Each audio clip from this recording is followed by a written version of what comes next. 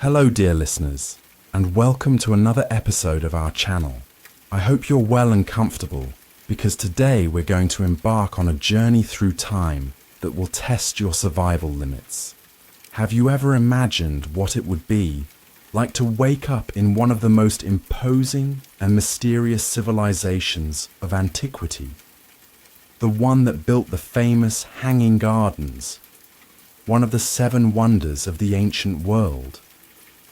Well, today we're going to talk about Babylon, but not about its kings and grandiose monuments that everyone knows from history books. We're going to talk about daily life, common life, the one that rarely appears in documentaries. And I'll say it up front. You, accustomed to your smartphone, drinking water from the tap, and food delivery with a simple touch on the screen, probably wouldn't last even 24 hours as an ordinary citizen in ancient Babylon.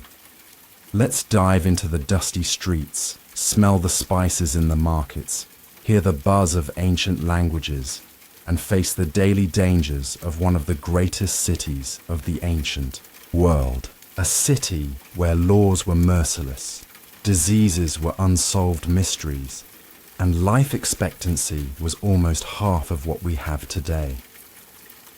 Before we begin this fascinating journey into the past, don't forget to like, share with your friends, and subscribe to the channel for more content like this. And tell me in the comments, which aspect of ancient life do you think would be the hardest to endure? The food, the diseases, or perhaps the severe laws? Now, let's go back about 3,800 years in time and discover why you, yes, you, wouldn't survive even a single day in ancient Babylon. To understand Babylon and the challenges we would face there, we first need to situate this civilization in time and space. We're talking about Mesopotamia, the land between rivers, Tigris and Euphrates, in what we now know as Iraq. Babylon reached its peak mainly during the period known as the Old Babylonian Empire, around 1894 to 1595 BCE, and then again during the Neo-Babylonian Empire between 626 and 539 BCE. During its first peak, under the reign of the famous Hammurabi, 1792-1750 BCE, Babylon transformed into the political and cultural center of Mesopotamia. It was during this period that the renowned Code of Hammurabi was created, a set of laws that, despite seeming brutal by modern standards, represented a significant advancement for the time. In the Neo-Babylonian period, under the reign of Nebuchadnezzar, 605-562 BCE, the city reached its architectural and cultural splendor. This was when the legendary Hanging Gardens were built, and when the city probably became the largest in the world, with an estimated population between 150,000 and 200,000 inhabitants, an impressive number for the time. Babylon wasn't just a city, it was the epicenter of an empire that controlled a large part of the Middle East. It was also a commercial center that attracted merchants from distant lands, making it a cosmopolitan metropolis, diverse and extremely rich culturally. However, this grandeur hid brutal realities for most of its inhabitants. Babylonian society was strictly hierarchical. At the top were the king, considered chosen by the gods, and the priestly elite who controlled the great temples. Just below were the scribes, government officials, and high-ranking military. The middle class consisted of merchants, specialized, artisans, and some landowners. At the base of society, and representing the vast majority of the population, were peasants, workers, simple artisans, and, in the lowest layer, slaves. Social inequalities were striking. While the elite lived in palaces and spacious residences near the centers of power, most of the population survived in modest dwellings, made of mud bricks in peripheral areas, often without adequate access to clean water or efficient sanitation systems. The political climate of Babylon was characterized by absolute power centralized in the hands of the king, who ruled with a combination of military, religious, and legal authority. Insurgencies were harshly repressed, and the laws, exemplified by the Code of Hammurabi, often applied severe punishments based on the principle of an eye for an eye, a tooth for a tooth. Religion permeated all aspects of Babylonian life. The gods were numerous, and it was believed they controlled all aspects of human existence. Marduk was the main god of Babylon, but deities such as Ishtar, goddess of love and war, Ea, god of wisdom, and Shamash, god of justice, also had fundamental roles in the local cosmology. Priests were powerful figures, as they served as intermediaries between humans and gods. Natural disasters, diseases, and military defeats were believed to be the result of divine wrath for inappropriate behaviors. The Babylonian economy was based mainly on agriculture, taking advantage of the fertility of the alluvial plains of the Tigris and Euphrates rivers. They developed advanced irrigation systems that allowed cultivation in areas that would otherwise be arid. In addition to agriculture, trade was a fundamental pillar of the economy, with the city serving as a crucial entrepot on trade routes between Asia, Africa, and Europe. The Babylonians were also pioneers in various areas of knowledge. They developed an advanced mathematical system based on the number 60, sexagesimal, which is why today we divide hours into 60 minutes and circles into 360 degrees. They were excellent astronomers, mapping stars and predicting eclipses with remarkable precision. They also developed medicine that, although it mixed empirical practices with magical religious beliefs, included advanced knowledge for the time. It is in this complex, grandiose, but also brutal and challenging scenario that you, accustomed to the comforts of the 21st century, would have to survive. And as we'll see next, it would be much more difficult than any survival reality show of our times. Imagine that you've just opened your eyes. The air is dense, dusty, and stifling heat presses against your skin. You're lying on a simple frame covered with straw and a piece of rough fabric. The smell is the first shock. A mixture of damp earth, distant spices, smoke from oil lamps, and the unmistakable odor of a city without a modern sewage system. You find yourself in a small mud brick dwelling. The walls are thick to keep the day's heat outside, but even so, the temperature is already rising rapidly. There are no glass, windows, only small openings covered with fabric to allow some ventilation while blocking the omnipresent dust. The ceiling is low, made of wooden beams covered with woven reeds and more mud. The floor is simply beaten earth, perhaps with some woven mats in specific areas. The furniture is minimal. Besides your improvised bed, there is perhaps a wooden chest for belongings, some pottery vessels, a rudimentary clay stove, and little else. There are no closets, no elaborate tables, no padded chairs. The simplicity is impressive to your modern eyes. As you get up, you notice you're wearing a simple tunic of wool or linen, depending on the season.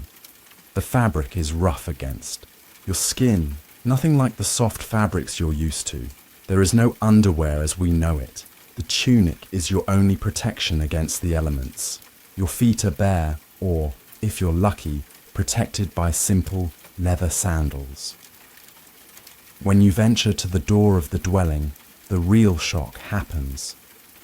You're in a residential neighborhood of the Babylonian working class. The street in front of you is not paved.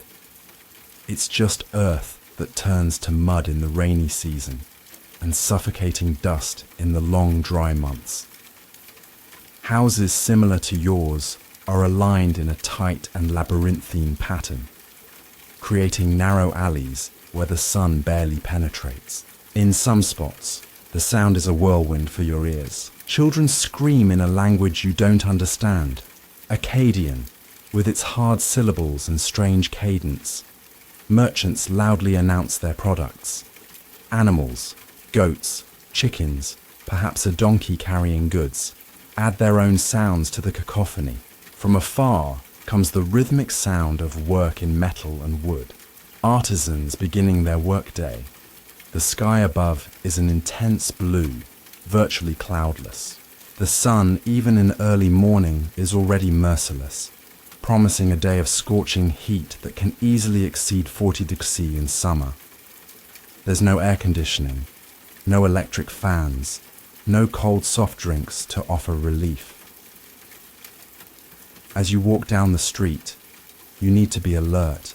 There are no sidewalks separating pedestrians from traffic. Carts pulled by oxen or donkeys pass dangerously close, raising more dust. Animal droppings dot the path, mixing with household garbage and discarded food scraps. The concept of public garbage collection simply doesn't exist. As you move away from the residential neighborhood, you begin to glimpse the true magnitude of Babylon. In the distance rises the impressive Ziggurat Etemenanki, a monumental construction in the form of a stepped pyramid that some believe inspired the biblical story of the Tower of Babel. Its stepped sides rise toward the sky, culminating in a temple at the top dedicated to Marduk, the patron god of the city. The city walls are equally impressive. Massive walls of baked bricks that rise to dizzying heights, punctuated by watchtowers and monumental gates. The legendary Ishtar Gate, with its deep blue glazed bricks decorated with images of lions, bulls, and dragons in vibrant colors, is a breathtaking sight even to modern eyes. But the architectural beauty is quickly overshadowed by practical realities. The smell of unwashed bodies, daily bathing is not a common concept, mixed with the odor of open sewage and animal waste, forms a miasma that makes your stomach turn. Flies buzz around piles of garbage, and you've already noticed rodents running through the shadows. You quickly realize you're starting to feel thirsty. Water doesn't come from taps. It needs to be fetched from wells or public fountains, or bought from water vendors who transport it in animal skin pouches. And that water? It's far from being filtered or treated. It's full of sediments and, most likely, microorganisms that your modern body has never encountered and against which it has no defenses. Welcome to Babylon. Your first survival test begins now.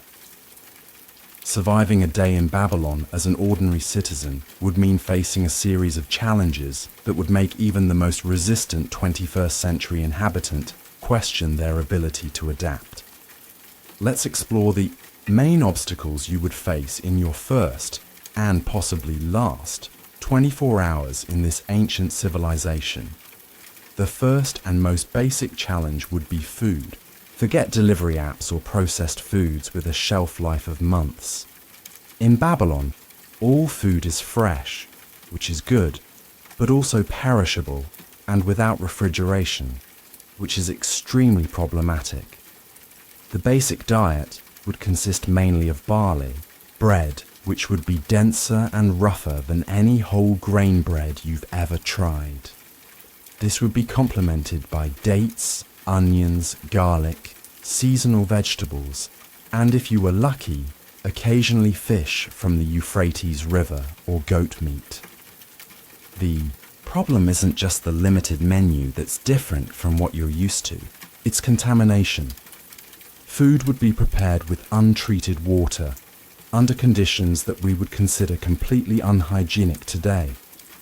There were no refrigerators, so any food would need to be consumed quickly, or preserved with methods such as salting or sun drying. Techniques that don't completely eliminate pathogens. Your digestive system, adapted to sanitize 21st century foods, would face an army of bacteria, parasites, and other microorganisms for which it has no adequate defenses. Besides, food hydration would be a critical challenge. The available water, even when seemingly clean, would be contaminated with a variety of pathogens. The Babylonians didn't know the germ theory and didn't regularly boil water. Many preferred to drink weak beer, with an alcohol content much lower than modern beers, because the fermentation process made the drink safer than pure water. But even so, waterborne diseases were common and deadly. Personal hygiene would be another monumental obstacle. There was no toilet paper, stones, pieces of pottery, or cloths were used for cleaning after physiological needs. Complete baths were rare for the common person and usually involved buckets of water manually transported from wells or fountains, exhausting work under the scorching sun of Mesopotamia. Soap, when available, was a rough mixture of animal fat and ashes. Sleeping comfortably would be practically impossible.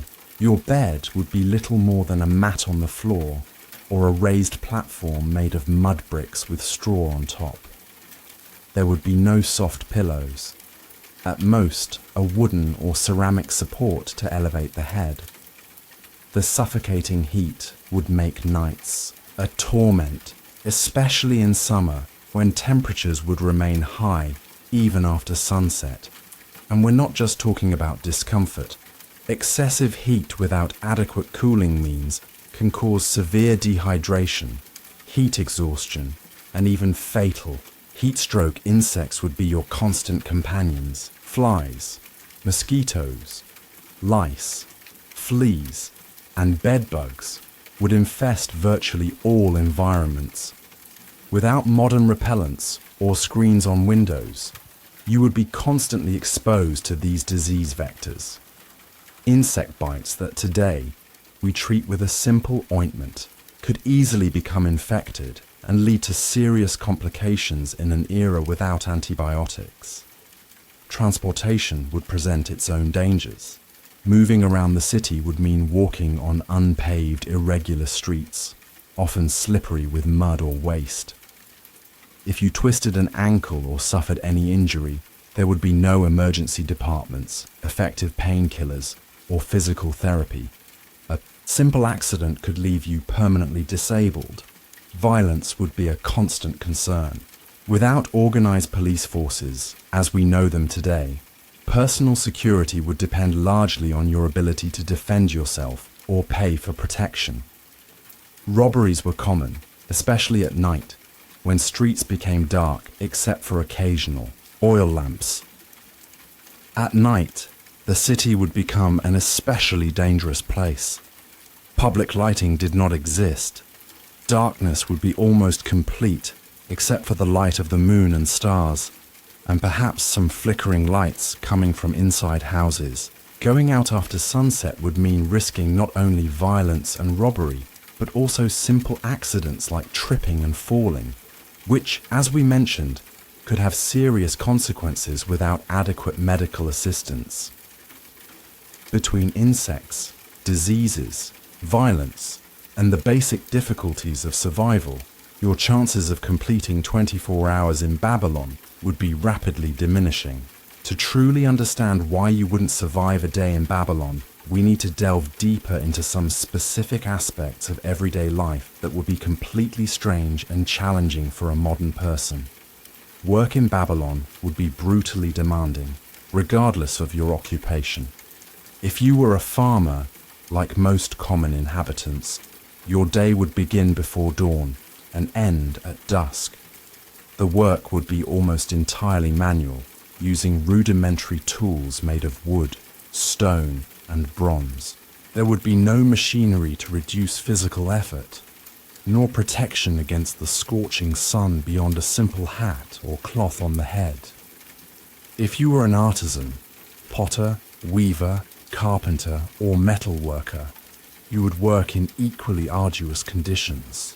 The workshops would be small, poorly ventilated, and often dangerous. Blacksmiths and potters would face extreme temperatures without any protective equipment.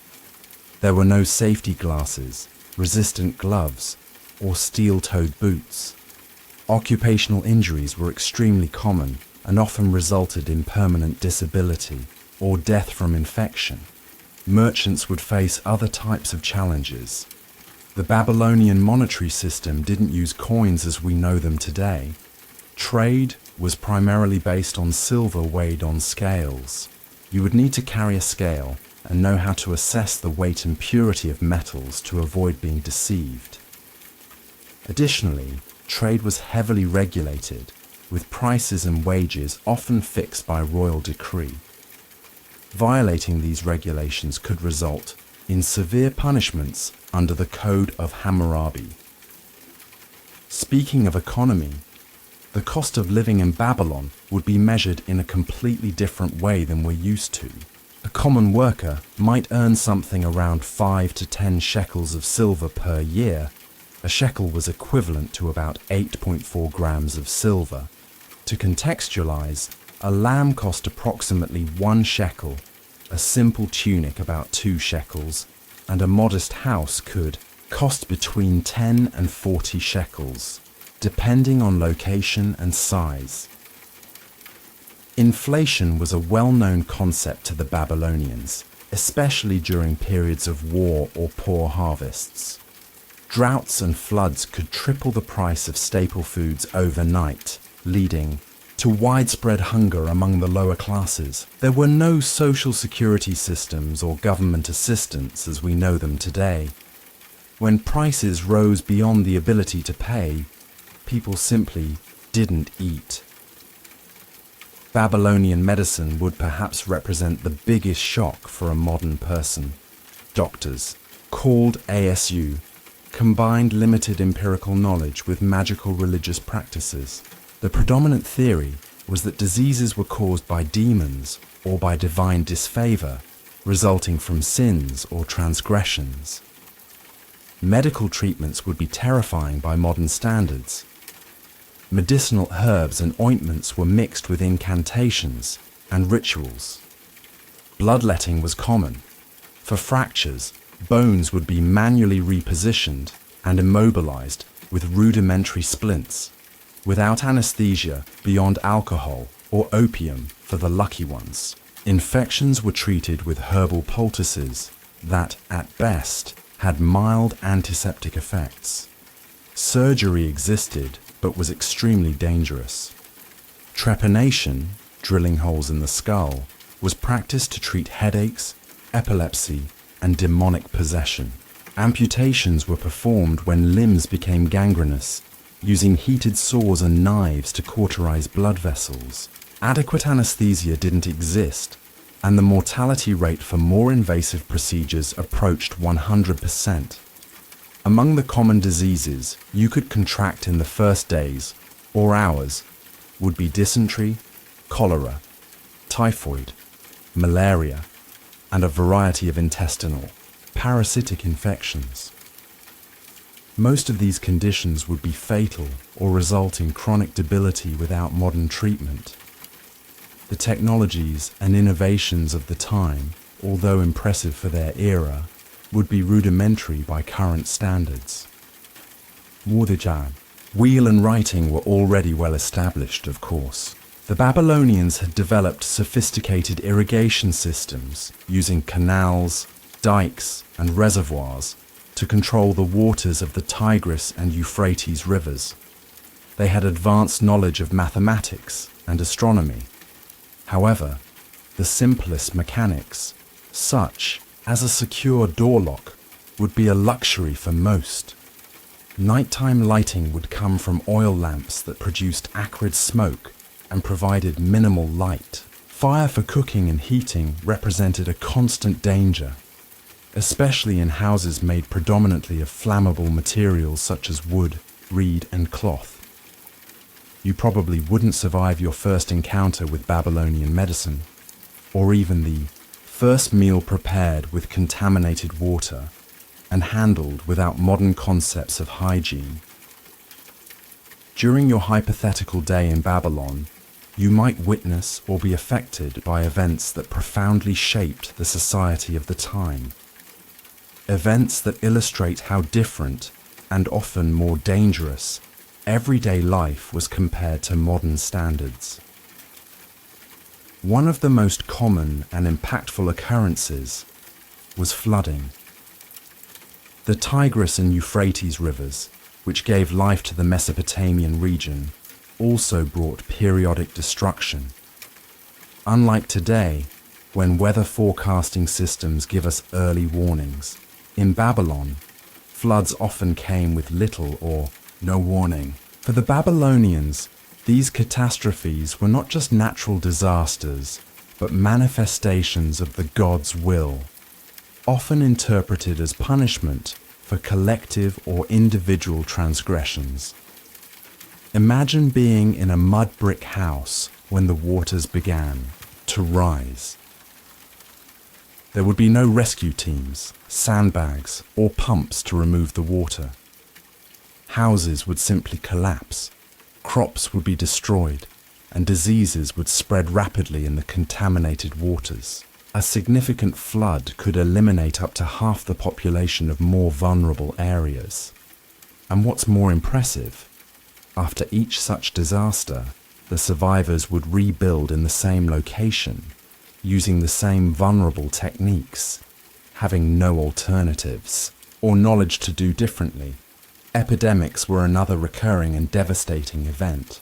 Without understanding the germ theory, effective quarantines, or adequate medical treatments, diseases such as bubonic plague, smallpox, and cholera periodically swept through densely populated cities. The plague, particularly, could kill 30% or more of the urban population in a matter of weeks. The horrible symptoms of these diseases, from pus-filled blisters to internal hemorrhages, were seen as signs of demonic possession or magical poisoning. What made these epidemics even more terrible was the social response. Without understanding how diseases spread, people often crowded into temples for collective prayers, inadvertently accelerating contagion. Those with visible symptoms were often abandoned or even expelled from cities, left to die without care. Entire families could be isolated in their homes, with doors nailed shut, condemning both the infected and the healthy to a common fate. Famine was another cyclical event that severely tested the resilience of the Babylonian population. Just one season of drought, a locust plague, or a plant disease could cause food supplies to disappear. Unlike the modern world, there was no global food importation or efficient large-scale storage and preservation systems. During periods of severe scarcity, social norms often collapsed. There are historical records of infanticide during times of extreme famine, unthinkable practices in normal times that became reality when survival was at stake. Archaeological and textual evidence suggests that, in extreme cases, even cannibalism could occur. Political and military events also drastically affected everyday life. Wars were frequent, and the consequences for civilians were brutal. When a city was conquered, looting, rape, and enslavement were common practices. Nebuchadnezzar II became famous for deporting entire populations from conquered territories, the entire Babylonian captivity of the Jews being the best known example. These mass deportations permanently separated families and forced people to adapt to completely unfamiliar environments. Public executions were regular events that served both as punishment and as an example. Under the Code of Hammurabi, and later, legislation, crimes such as theft, adultery, and even false accusations could result in the death penalty. The methods of execution were deliberately public and painful. Drowning, impalement, and burning were among the techniques used. These displays were considered necessary demonstrations of divine and royal justice, and the population was often required to watch. Religious celebrations offered a counterpoint to these traumatic events. Festivals such as Akitu, New Year Festival, lasted up to 12 days and involved elaborate processions, ritual sacrifices, public feasts, and the recitation of the creation epic Enuma Elish. During these periods, social hierarchies were temporarily relaxed, and even the poorest could participate in the festivities. However, even these celebrations would have disturbing aspects for modern sensibilities. Large-scale animal sacrifices resulted in rivers of blood in temples. Some festivities included practices such as ritual prostitution, which was seen as a sacred act of communion with gods like Ishtar. The consumption of psychoactive substances was common in certain religious rituals, leading to behaviors that would be considered at least inappropriate by contemporary standards. Life in Babylon was shaped by these extreme events, from complete devastation to ecstatic celebration, with few of the protections and predictability that characterize modern existence.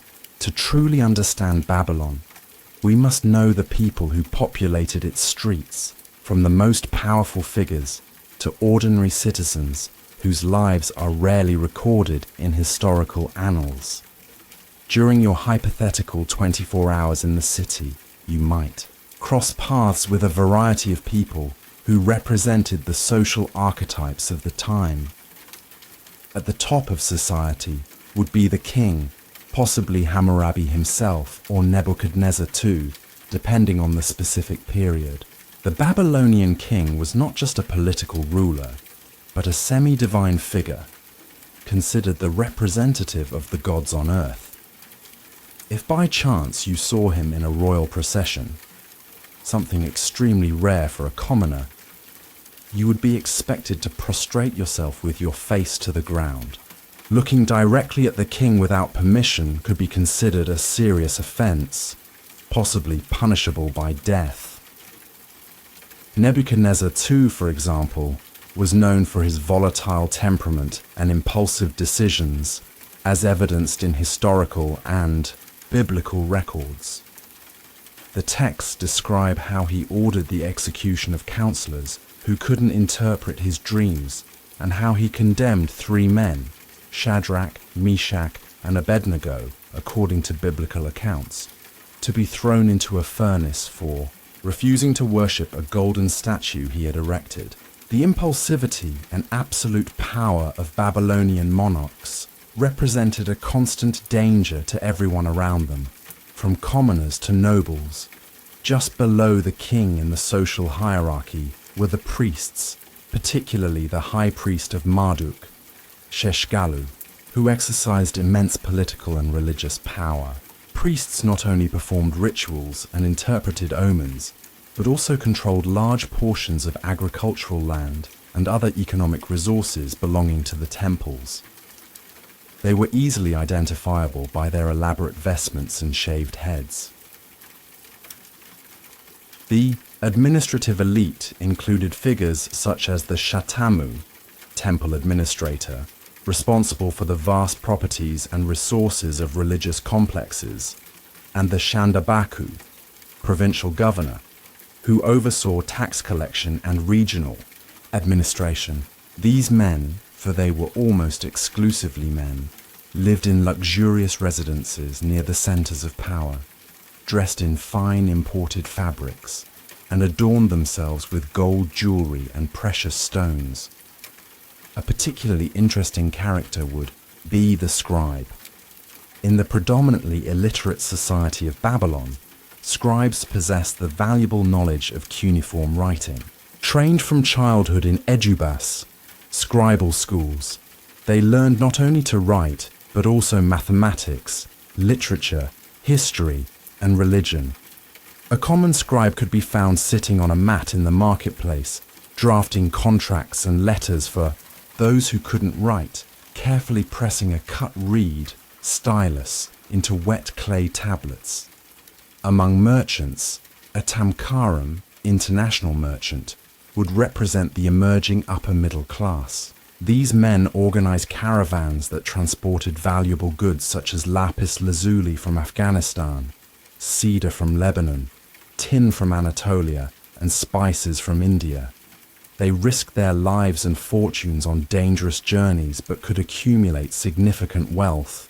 Upon their return, they brought not only goods, but also stories and ideas from distant lands, serving as important vectors of cultural exchange. The artisan class was diverse and highly specialized. A kutimu, goldsmith, created exquisite jewelry using sophisticated techniques such as filigree and granulation.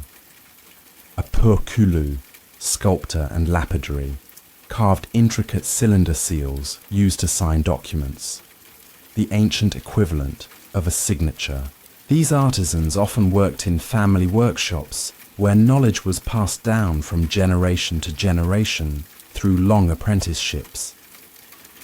The majority of the population, however, consisted of common workers and farmers. An ikaru, farmer, would work from dawn to dusk in the fertile lands along irrigation canals, using rudimentary tools such as the wooden plough pulled by oxen. Their livelihood would completely depend on harvests, making them vulnerable to droughts, plagues, and floods. Women's experiences varied drastically according to their social class. A nadartu, priestess, from a wealthy family could enjoy considerable independence, owning property and even conducting business transactions, rare privileges for women of the time. Meanwhile, a slave, or arad ekalim, palace servant, would face a life of hard work and often abuse, with few or no legal rights. Children from different social classes lived contrasting realities. Children of the elite could attend scribal schools and receive formal training, while children from lower classes began working as soon as they were physically capable, usually around 5 or 6 years of age. Infant mortality was shockingly high. Estimates suggest that up to 50% of children did not reach adulthood. Finally, at the base of the social pyramid were the slaves. Some were prisoners of war, others convicted criminals, and many were people who had been sold into slavery to pay family debts. A slave's life was brutally difficult, with very few legal rights, although there were mechanisms for eventual liberation in some circumstances. Each of these people, from king to slave, contributed to the complex social fabric of Babylon, a society that, with its dramatic contrasts and rigid hierarchies, would be profoundly alien to a modern visitor, making your survival even more unlikely. After our journey through everyday life in ancient Babylon, it's clear that you, a person from the 21st century, would face practically insurmountable obstacles to survive even a single day in that society. Between diseases, hunger, violence, draconian laws, and the complete absence of modern conveniences, your chances would be minimal. The truth is that our bodies and minds are adapted to the modern world in a way that we don't even realize until we're confronted with the absence of these adaptations. Your immune system, never exposed to the common pathogens of antiquity, would quickly succumb. Your teeth, accustomed to processed and soft foods, would suffer with the rough and abrasive diet. Your muscles, conditioned for the comfort of ergonomic chairs and soft mattresses, would ache with constant physical work and hard surfaces for sleeping. Beyond physical limitations, there would be insurmountable linguistic and cultural barriers. You wouldn't speak Akkadian or Sumerian, wouldn't know the complex social codes, wouldn't know how to behave in relation to deities or authorities. A simple etiquette error could result in severe punishment under laws you don't understand. However, this reflection leads us to an important conclusion. Just as you wouldn't survive in Babylon, a common Babylonian transported to our time would face equally insurmountable challenges. They would be completely lost in our world of digital technology, motorized vehicles, and radically different social norms. This doesn't mean we were or are superior to them, just different, adapted to distinct realities. The Babylonians developed sophisticated strategies to survive in their environment, just as we developed for ours. They created one of the first great urban civilizations with legal systems, advanced mathematics, astronomy, and literature that influence the world to this day.